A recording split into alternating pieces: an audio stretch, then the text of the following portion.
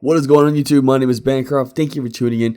And today, well, we got another matchup for you. We are bringing out Mechikabura taking on SS4 Bardock. So yeah, like always, if you enjoyed the content, do some stuff down below. They're there for a reason. You know, buttons and whatnot. But let's kind of get into it. And let's start talking about Mechikabura, because I haven't had it on the channel yet, except for the one time I did my kind of first impressions of the deck itself. Interesting leader. It's the leader that has the activate mean once per turn. You burst 2 cards, add 1 card from your life to your hand, look up top 5 cards to your deck, add up to 1 black Demon Realm Race or Demon God card to your hand, shuffle your deck afterwards. Once your life is 5 or less, you burst 1 to awaken, draw 2 cards. I will say, when this match starts up, I was still kind of getting set up, and it's a webcam as you see we're doing here. My opponent placed his energy there. I placed the energy marker down and started going into the leader's activate main. Immediately after taking care of all of that, I went, oh, I didn't charge. Are you cool if I charge a card real quick? And he was like, yeah, that's fine, which is very appreciated. Once again, these are just fun matches that we're doing. This isn't tournament purposes. So yeah, just make sure you charge your cards to give your turn. That's all I can say about that. Mechikabura, though, once he awakens, or in this case, once they awaken, because it now becomes Mechikabura and Supreme Kai of Time, you have the auto when one of your battle cards is played with Dark Overwhelm skill, draw 1 card, place up to 3 black battle cards from your warp-geta owner's drop. You know, I just realized that doesn't say once per turn. I know the activate means once per turn, but the auto itself is when one of your black battle cards is played by blah, draw 1, place blah, and yeah, doesn't negate the skill. I misplay that the entire game, because I only did it once per turn, because I was under the impression that it was once. Read your cards. So yeah, that's pretty cool. I just overlooked that. I'm not sure why I forgot that, but hey, it's been a while. The activate mean, you do read once per turn. During this turn, next time you would activate Dark Overwhelm skill from your hand, reduce the cost by 1 black, which is really great. It helps the deck kind of perform the way it needs to perform. And as a reminder, we have Prismatic, it's like Prismatic Striker, yeah, Prismatic Striker, Bardock. On the front side, he is a 5k leader, but he gains 2k for every color on both the energy and battle area, which is really nice, making him right now at 13k, I think is what it is. And then once you have, I think if you have all the colors, awakening if your life is 3 or less, or if you have 4 more colors in your battle area and energy areas, you may draw 2 cards from this card over. So yeah, I guess he could have awakened there, because, you know, he does meet the requirement by having a yellow and black battle card on the board. But he didn't do it then. Played the Goku, kind of made his attack, and passed to my turn. And here we're going to kind of like go into motion. Once starting off using the leader's effect, bursting into 2, taking a life, adding a card to hand, which is really nice. Then we're going to awaken, and then from here on out, we get to do the overwhelming abilities. Now, this deck benefits off having Wormhole, which allows you to do this twice per turn, which is really good. Some of the battle cards in the deck have it on there as a permanent, which is really cool. But then there's also a Z Unison that can gain it as well. So there's multiple ways to be able to pull this off, and I do play both of those methods in this deck as well. So here we're seeing the first of the overwhelm targets, and this one does have a permanent where it gains Wormhole, which is really great. So we're swinging the battle card. We have 2 Z energy already built up, and we're paying 1 to play Demigra, which itself can gain Wormhole too, which is really cool, but also has an effect when you activate a Overwhelm skill. I can't remember if it's exactly Overwhelm or and Dark Overwhelm, but I think you draw 2 cards, discard 2 or something like that. Or it moves. I can't remember exactly the wording top of my head, but it does move some cards around, which is kind of nice. Here I'm checking an account. We're using the leader's ability to play Toa, which has double strike. Very nice.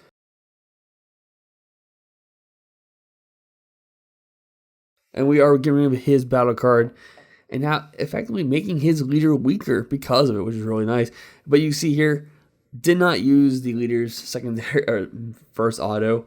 Like I said, through the whole game, that's going to happen. I just, for some reason, thought it was a once per turn on the top part of the auto because I knew the activate main was a once per turn, but it happens. Swing of a double strike. Hope we get him back down to 5 life, which we do. Because like I said, he can awaken, so it doesn't really matter. We just want to get that damage there.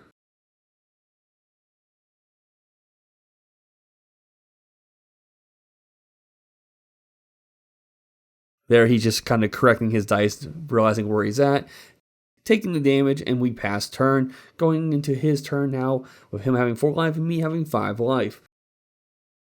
Bardock is good. So a lot of cool things about Bardock. Permanent, something I didn't talk about earlier. You reduce the combo cost by 1, negate the energy exhaust skills of all your multicolored battle cards with SS4 in the card names. Really nice. And then also, when you awaken, you get a lot of interesting effects just based on what you have naturally. Here he's playing the 8-drop red-black Gogeta, I think it is, which next 2 battle cards by 30,000. Get rid of my board, which is fine. I could bring those back. I could bring 2 cards back effectively with just 1 energy, which isn't a problem. Oh yeah, and warping a card too. Forgot about that part. But yeah, with Bardock being awakened, he has a lot of interesting effects depending on how many colors you have in both battle area and energy. So for 2 colors, get the 5k boost. Then choose one of your opponent's battle cards, switch it to rest mode. 3 colors, end of your turn, switch up to one of your black multicolor energy cards to active mode. And then for 4 cards, you draw 1 card, choose it to one of your opponent's uses, and remove a marker from it. So it's kind of a nasty combination. It's an old anniversary leader that is just still fun to play from time to time. And it's kind of like how I like playing AOD so much. It's just an old anniversary deck that was, I think, made very well and has gotten support throughout the years, which is also good. We see he's resending 1 green energy. Bardock has a really great negate. If you're playing against a deck that's a single color deck, it has probably one of the best negates in the game for 1 energy. Some say Dormant's a great negate, but the problem with Dormant is that the first attack is still going through. You have to discard a card. There is a Gohan in this deck for Bardock. I think it's Gohan. But for 1 energy, you're playing it. I don't remember if you have to discard a card or not, but the entire counterattack window itself, or the entire counterattack skill, has everything there. It's not an auto on play, so you can't like counterplay it by putting it into a drop or to warp before it hits the board. It will still get the counter attack effect out, which pretty much tells your opponent they can attack 1 more time for X amount of colors they have. And if it's a monocolored deck, then it's only 1 more attack. Here we're playing little poutine and gravy, getting some draws. I don't know why I'm blanking on the if it discards or not, but it's a guarantee 4 of in this deck. Ultimately, you just kind of I think it's draw 2, discard some cards.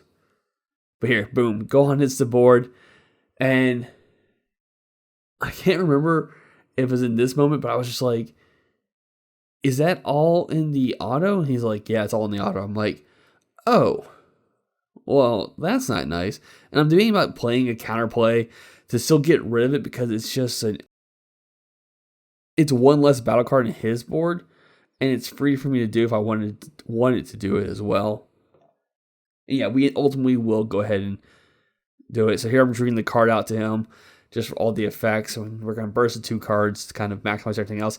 And I do believe, now I'm thinking back on it, I missed the Z charge on this play. I catch it later when I play it again. Yeah, we're not Z charging cards. So I completely forgot about the Z charge here. Just as a reminder, you burst 2. Warp 1 of your opponent's battle cards. I think energy costs 5 or less. You draw 1 and send 1 of your cards from your hand to your Z energy.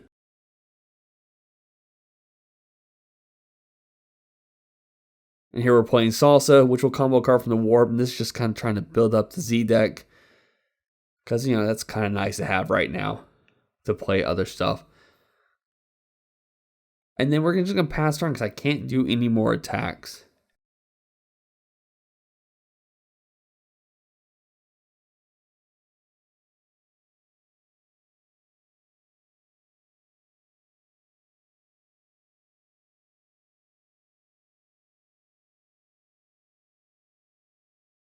So we get Bardock setting up, about to charge for a 4th card, and now they for sure will always have 4 colors at all times. Technically 5 colors at all times, but they have 1 of each now in their energy.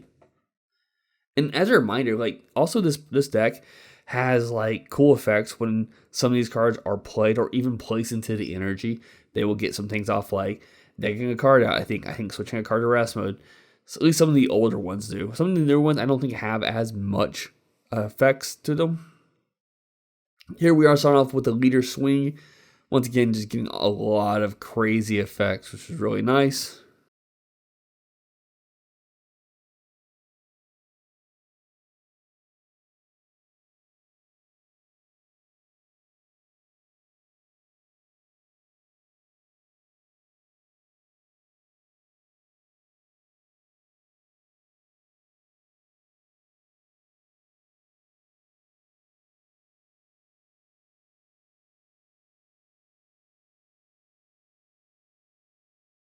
We are paying 2 energy here for Vegeta. This 2-drop Vegeta, I think it has crit. But here I'm kind of discussing like what the effects are, because like with this being a webcam game, I have to like just make sure, hey, I can't just reach out and grab the card. What does that do? He still gets the auto here, but we went ahead and counterplay that card. Waiting for him to resolve his autos to figure out what I want to hit here. And that might be the crit. I hit whatever one has crit is the one I'm going to hit.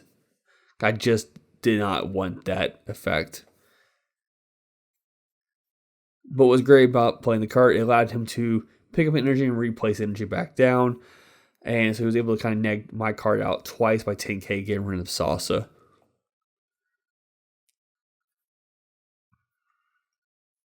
So just discussing the cards also, he gets to, I think, randomly pick one of my cards and either sends to drop the warp, and we're just figuring out which one he wants to send. The bottom of the deck, that's what it is. And I get to peek at it because it's a card I would initially know it came from my hand. I think it was a super common. I think he picked really well on that one though. Playing SS4 Call. Great card, search top 3 cards of deck. Get to add up to 1 SS4 card in your hand, but you can grab a second one if you were to bottom that card, which he does do that. And 2 great targets there as well. Can't go wrong with those.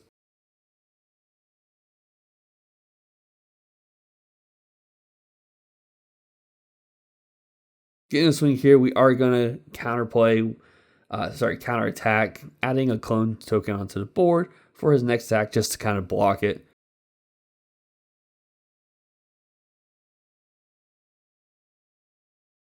We are paying 1 energy for the SS4 Son Goku and SS4 Vegeta. This card is crazy. So if there are 3 or more non-black colored present among black multicolor cards in your energy, reduce energy cost of this card in your deck by I think 2. So it pretty much makes it, also by 1 green. So makes it 2 energy, and then you activate the main on it. And the next time you play a Gogeta Xeno card, mono black energy cost of 10 or a multicolor energy cost of 8 from your hand, reduce that skill by 3. You're paying 2 for it to play a card that costs 3. Really fantastic. As I speak right now, I am recording back downstairs in my basement. Haven't fully got the walls fixed so that way it kind of absorbs sound. So if you hear a sound in the background, it is my air conditioning kicking on. Just wanted to apologize. I realized in my last video that it kicked on, and I'm like, oh, yeah, that happens now when I'm back down here. So that's what that noise is right now, and I do apologize if it's on, or if you could hear it.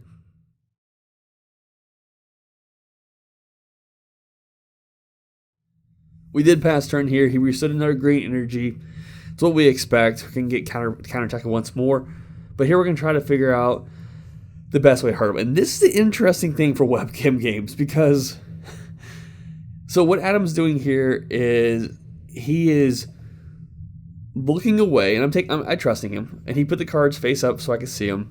And then we're gonna choose here, and now I'm telling which one to get rid of.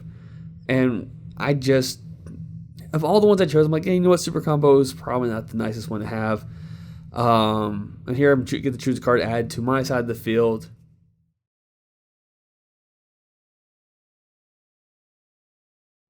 So now we kind of get that extra damage onto him. We got a 40k attack here. Kind of wish I had a double strike as well. But we are playing Cumber. I have 4 energy. We get to place a card underneath it. And then when we attack, we'll remove that piece, and that will have the double strike.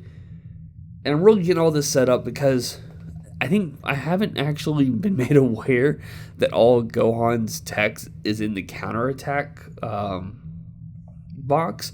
So it's not an auto, like I said earlier. So I'm kind of banking on him negating, and I'm just going to take it with my secret rare. And I'm like, all right, cool. Boom, blah, blah, blah. We'll take that. And he's like, yeah, but it's all in this. I'm like, oh. That changes the game up a little bit. Wasn't 100% aware of that. It's been a long time since I played against this deck. So yeah. So here we're just playing poutine and gravy, getting the effect off here, and then I think ultimately we're going to swing into one of his Gogetas. Resuming autos on all the cards for doing an overwhelm. Or, sorry, dark overwhelm.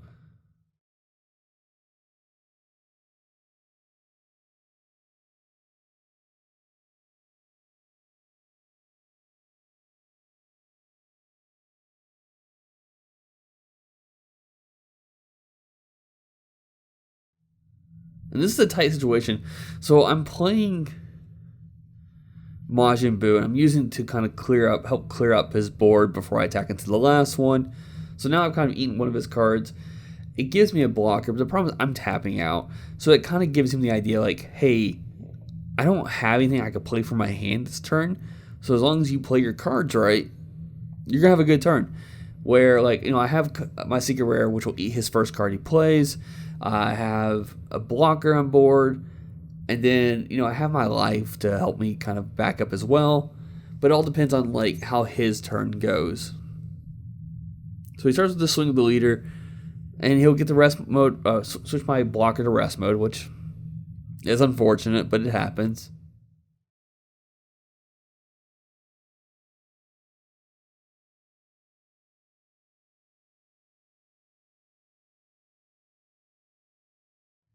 He gets to add the non-counterattack Gohan to his hand, which I think has double strike built into it, which is really nice. Especially for like a 16k battle card. The card you have to swing once and go, alright, cool, if you want to get out of it, you need to get rid of a card, not me. Combo with super combo. Get out of the attack here. Oh, he comboed with that card. Okay, that's what it was.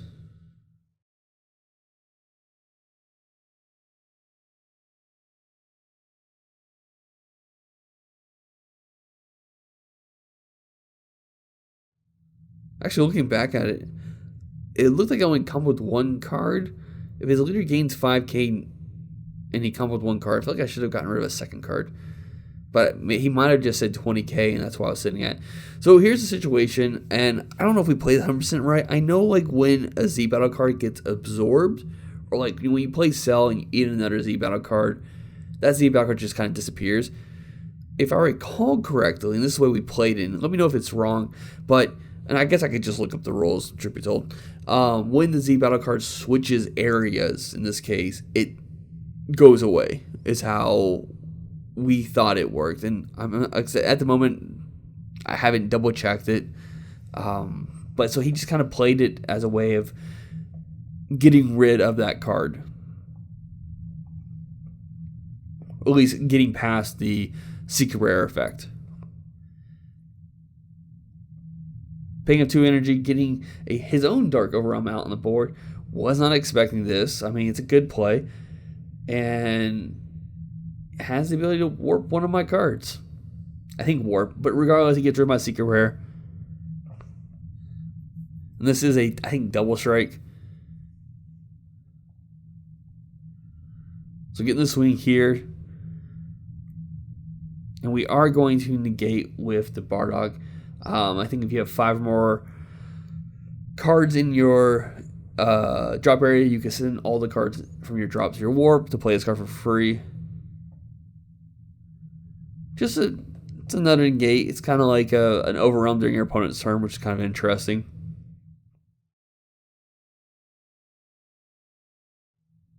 Passing the turn, going to my turn with 5 energy. I mean, he has an open green energy. As long as he may not have another Gohan, and if he doesn't, I feel like I'm in a good spot going into this turn. It looks like I chose not to charge a card. I think my hand was getting kind of low at this point.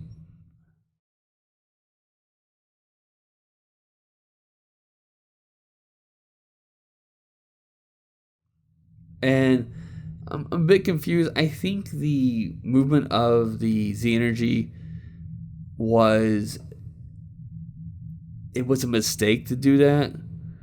And he let me go ahead and move it anyways. I can't remember exactly. I might need to go back and listen to the audio because I didn't play anything. I didn't do anything there. I think in the moment it was just kind of like I didn't mean to put this here. That was just instinct. And he was kind enough to let me fix that. What I did.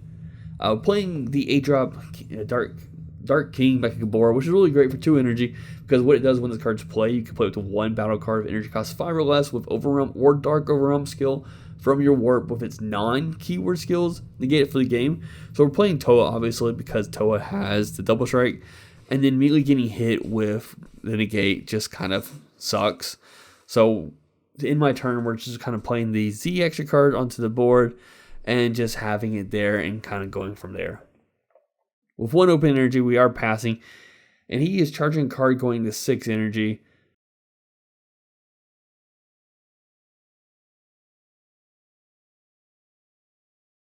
Playing this Goku for kind of getting the search capabilities out of it.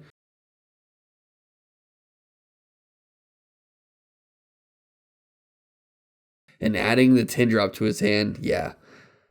That's a monster, which I think he could just outright play right now as well. But he can also turn around and pay 2 energy once more to play another Z extra card, Goku Vegeta, to turn around and pay that card for 1 energy because it reduced the cost, like I said, by 3. So initially still saving energy for himself. Swing of the leader here, kind of getting all the effects.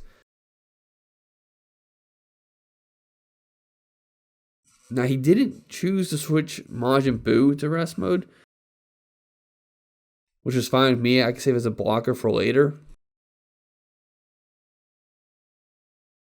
And here we're just kind of comboing out of the attack, I think. No, we take that damage. Go to 2 life.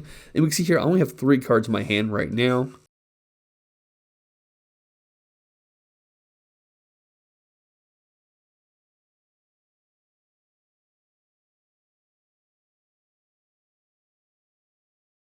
Paying him 2 energy, and we're going to get, like I said earlier, we're getting that Goku, that Vegeta out on the board. And if I recall correctly, I think he was going to make an attack with it. But then he said, no, let's just, yeah, right here. He grabbed it for like a second. It's like, nope, we're going to activate main instead. And just plays for the reduced cost. And yeah. So I had 1 open energy. I felt comfortable. But this card will straight up just rest a card on top of everything else it does as well. I think draw 3 cards. I discard a card. I think he negs a card or KOs a card. I switch a card to rest mode. Like, it's a lot. and I had a negate ready to go. And he does that. And I'm like, yeah, no. All right, cool. Yeah, there's the warping of a card. And he just swings for game here, pretty much. Me being at 1 life, super combos, and I think I'm like, yeah, that's it. I can't get out of that attack, man. Yeah, really rough battle. just because of the negates in this deck. But hey, absolutely great matchup regardless. Thank you all for tuning in. Hope you all enjoyed. And yeah, that's it. Bye.